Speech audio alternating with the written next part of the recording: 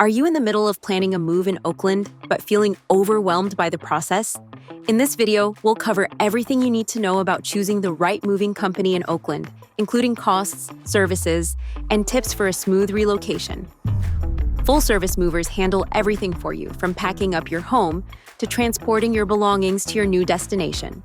They're here to take the stress out of your move and ensure your items arrive safely and securely. Here's what you can expect from a full-service moving company. Now let's dive into what you need to know about costs and services when hiring a full-service moving company in Oakland. The cost of moving can vary greatly depending on several factors. If you're planning a local move, you'll likely pay less than if you're doing a long-distance move. However, the size of your home, the amount of stuff you need to move, and any extra services like packing, storage, or junk removal all play a role in the final price. Generally, here's what you can expect. Local office relocation, around $100. Long-distance moves, typically around $1,000 or more.